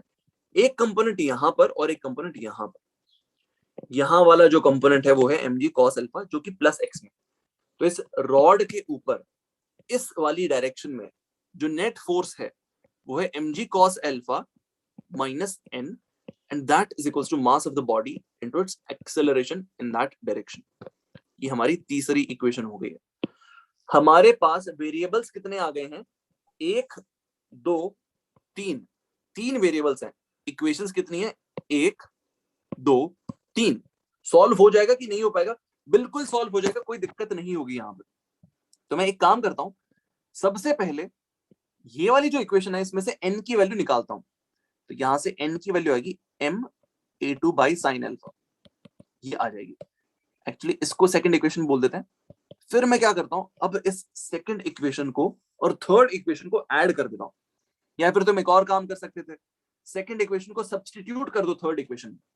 तो यहां पर मैं एक काम कर रहा हूं, I'm trying to substitute, मैं ऐड कर रहा हूं, तो मैं कर रहा हूं 2 + 3। तो 2 + 3 से मेरे पास क्या आएगा, LHS में रह जाएगा mg cos अल्फा और RHS में आएगा capital M upon sine alpha into A2 plus small m into A1। अब इसके आगे क्या करूं? इसके आगे A1 को A2 साइन अल्फा लिख दो। ये जो A1 है इसको A2 साइन अल्फा लिख दो, तो मेरे पास क्या आएगा? तो यहां पर लिख दो सब्स्टिट्यूटिंग वन, तो मेरे पास आएगा mg cos alpha is equals to capital M by sine alpha into A2 plus small m into A2 sine alpha. ये आ जाता है मेरे पास। अब देखो साइन अल्फा को यहां मल्टीप्लाई करो, साइन स्क्वायर अल्फा बन जाएगा। सो यहां पर मेरे पास क्या बन जाएगा? A2 into capital M upon sine alpha plus small m into A2 into sign square alpha upon sine alpha. एक साइन अल्फा उधर भेज दो तो वहां पर mg sine alpha cos alpha बन जाएगा। तो मैं RHS में लिख रहा हूं mg sine alpha cos alpha, और डिनोमिनेटर में क्या जाएगा? डिनोमिनेटर में आएगा capital M plus small m into sine square alpha. ये मेरे पास A2 की वैल्यू आ गई है। गंदा दिख रहा है बट फाइनल आंसर यही है। सबको समझ में आ रहा है क्या भाई? बताओ। Yes sir. Yes sir. अब सर एक आप बार थर्ड वाली इक्वेशन वापस समझा सकते हो? हाँ, एक मिनट में समझाऊंगा, इसको समझाऊंगा बट अभी सॉल्व कर देता हूँ। एक बार A2 की वैल्यू आ गई तो A2 को यहां पर सब्स्टिट्यूट कर दो, A1 आ जाएगा। A2 को साइन अल्फा से और मल्टीप्लाई कर दो, तो A2 is equals to sorry A1 is equals to A2 sine alpha. A1 जो है वो A2 इंटू साइन अल्फा है। A2 में निकाल चुका हूं, तो A1 की value mg sine square alpha cos alpha divided by capital M plus small m sine square alpha आ जाएगी हमारे पास। ये फाइनल आंसर हो जाएगा A1 का। तो मैंने दोनों बॉडीज की एक्सेलरेशंस निकाल दी, रॉड की भी निकाल दी और वेज की भी निकाल दी मैंने। अब तुम्हारा सवाल ये था कि ये इक्वेशन कहां से आई? क्या तुम्हें ये FBD समझ में आया? हाँ सर। मुझे ये बताओ, ये जो फोर्स है क्या ये y में है, क्या ये x में है, कि ये थोड़ा बीच में है, x और y के बीच में कहाँ है? ये रहे तो प्योरली बाय प्योरली y में। तो क्या इस फोर्स को मुझे x की इक्वेशन में लेना चाहिए कि नहीं लेना चाहिए? मुझे ये बताओ। नहीं लेना चाहिए। नहीं लेना चाहिए। ये जो फोर्स है ये प्लस x में लग रहा है कि माइनस x में लग रहा है? ये बताओ। Minus x. तो इसको मैंने माइनस n लिख दिया। ये जो फोर्स है इसका इधर का कंपोनेंट निकाल के बताओ मुझे क्या होगा? mg cos alpha. सो ये जो फोर्स है इसका इधर का कंपोनेंट कंसिडर कर लिया, इस फोर्स को भी कंसिडर कर लिया, इस फोर्स को कंसिडर करने की जरूरत नहीं है। सो इस बॉडी पे जो इस तरफ का नेट फोर्स है वो आ गया, and that should be equal to mass of the body into उस बॉडी की इस तरफ की एक्सेलरेशन। सही बोल रहा हूं मैं? हाँ सर समझा। ठीक है। किसी और को कोई और डाउट? सर बोलो। सर वो जो वॉल का नॉर्मल लगता है सर, वो दोनों वॉल का इक्वली हो जाएगा क्या? देखो इक्वल इक्वल होगा क्या? नहीं यार, इक्वल नहीं होगा। क्यों नहीं होगा? बिकॉज तुम खुद सोचो कि अगर इधर से जो धक्का है वो और इधर से जो धक्का है वो बराबर हो तो वो दोनों एक दूसरे को काट देंगे और mg का इधर पे कंपोनेंट आ जाएगा जिसकी वजह से ये रॉड इधर पे एक्सेलरेट करनी चाहिए। क्या ये रॉड इस तरफ एक्सेलरेट कर रही है कि प्योरली इस x एक्सिस के अलोंग ये हाँ हाँ बताओ। हाँ सर, समझ गया सर, ठीक है। समझ गया।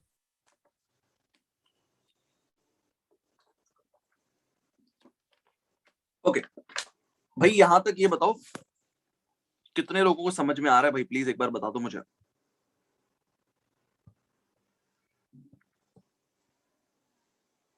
देखो यार, मैंने अपनी तरफ से पूरी कोशिश की है, जितना ज्यादा बोल बोल के पूरा एक एक स्टेप समझा समझा के एक्सप्लेन कर दूं।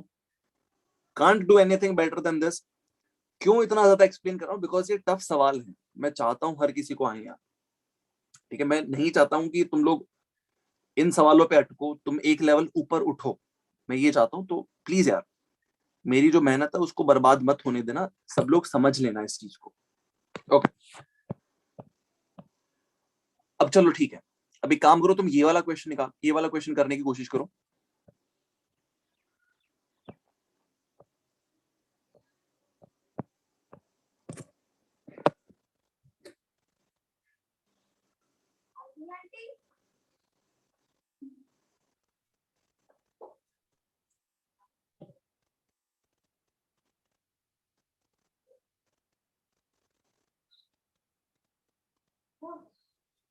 सो वो ट्रायंगुलर ब्लॉक वॉल के साथ कांटेक्ट में, हाँ वॉल के साथ कांटेक्ट में।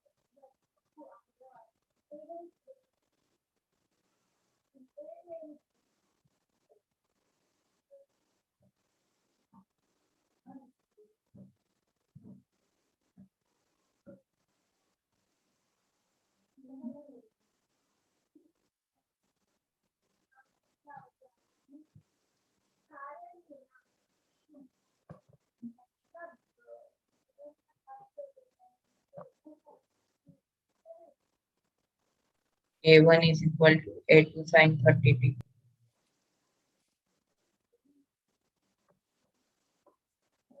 A1 is equals to A2 sin 30t. A2 sin 30 degree सारा देखते हैं।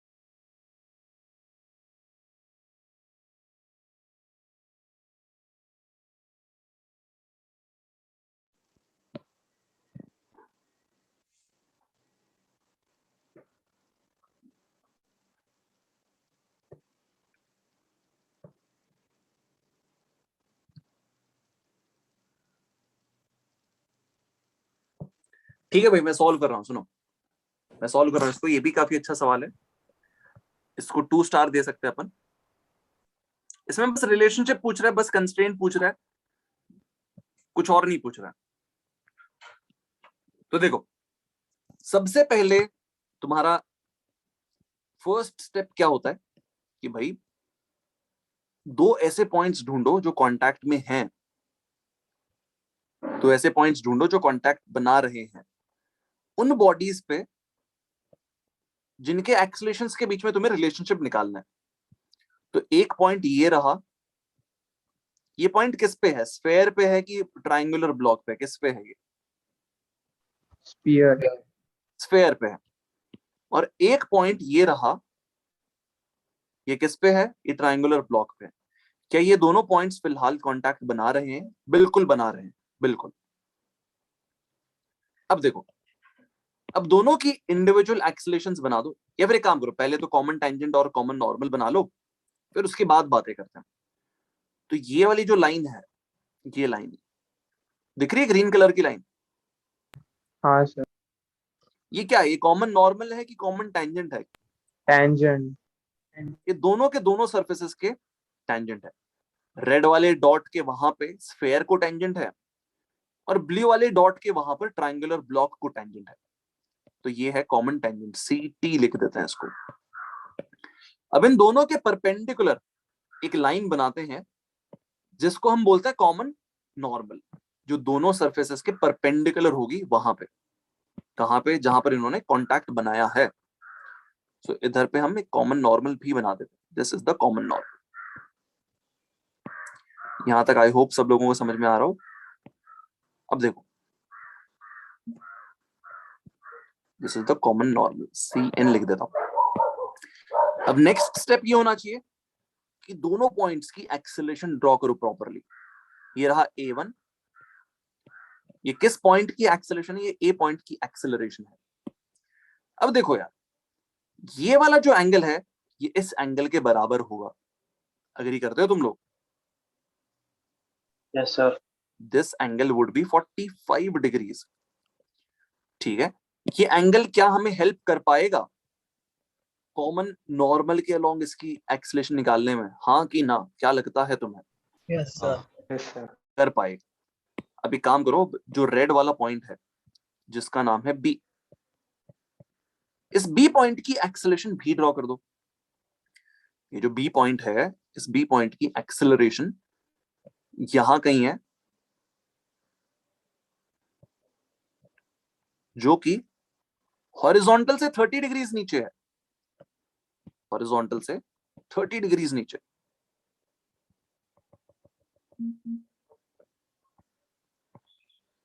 अग्री करते हो क्या?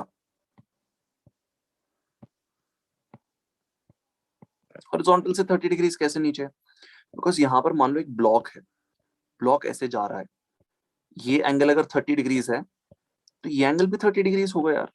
अग्री करते हो कि नहीं करते हो? जल्दी बताओ। हाँ सर। अब इसके बाद ये वाला जो एंगल है, क्या तुम मुझे ये वाला एंगल बता सकते हो क्या है? 45 45 डिग्रीज है। This is 45 degrees. कैसे? बिकॉज ये जो कॉमन नॉर्मल है, ये इस ग्रीन वाली लाइन के परपेंडिकुलर है। ग्रीन वाली लाइन हॉरिजॉन्टल से 45 डिग्रीज बना रही है, तो ये ग्रीन वाली लाइन वर्टिकल से भी 45 डिग्रीज बना रही है। सही बात है। अब ग्रीन लाइन के परपेंडिकुलर वाली लाइन के बारे में बात करें तो वो हॉरिजॉन्टल से 45 डिग्रीज नीचे हो, या फिर ऐसे बोल दो ये जो कॉमन नॉर्मल है ये यहाँ पर 45 डिग्रीज बना रही हो हॉरिजॉन्टल के साथ। तो इस एंगल में किसी को अगर दिक्कत है तो जल्दी बता देना मेरे को, है क्या? नहीं सर। ठीक है। अब ये जो एक्सेलरेशन है वो है A2, रेड वाली जो मैंने एक्सेलरेशन बनाई है। अब उसके बाद कॉमन नॉर्मल के अलोंग दोनों की एक्सेलरेशन सेम करेंगे। Acceleration of A along common normal is equals to acceleration of B along common normal। अच्छा ये बताओ यार, ये जो कॉमन नॉर्मल वाली लाइन है उसके साथ इस A1 ने क्या एंगल बनाया हुआ है? 45 डिग्री। 45 डिग्रीज। तो ये एंगल है 45 डिग्रीज। तो इस एक्सेलरेशन का इस तरफ का जो कंपोनेंट है वो A1 cos 45 हो जाए। सो A पॉइंट की जो एक्सेलरेशन है along द कॉमन नॉर्मल वो A1 cos 45 हो गई भैया। नेक्स्ट, ये जो B पॉइंट है, इस B पॉइंट की एक्सेलरेशन इस कॉमन नॉर्मल के साथ टोटल क्या एंगल बना रही है मुझे बताओ जल्दी से। 75। तो इसका cos 75 कर लूंगा तो कॉमन नॉर्मल के लॉन्ग कंपोनेंट आ जाएगा। तो यहाँ पर A2 cos 75 कर देते हैं। तो मैंने क्या किया है, मैंने इस पॉइंट की इधर की एक्सेलरेशन निकाली और इस पॉइंट की भी इधर की एक्सेलरेशन निकाली और दोनों को बराबर करते हैं बिकॉज वो जरूरी है यहाँ पर कॉन्टैक्ट बनाए रखने के लिए। सो यहाँ पर ये आंसर आ जाएगा तुम्हारा। That's it, this is the constraint.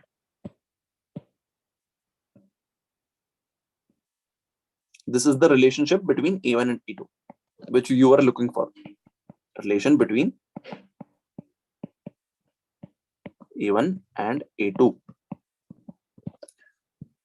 इसको डबल स्टार दे दो। ये भी अच्छा सवाल है। समझ में आया क्या यार तुम लोगों को? बताओ।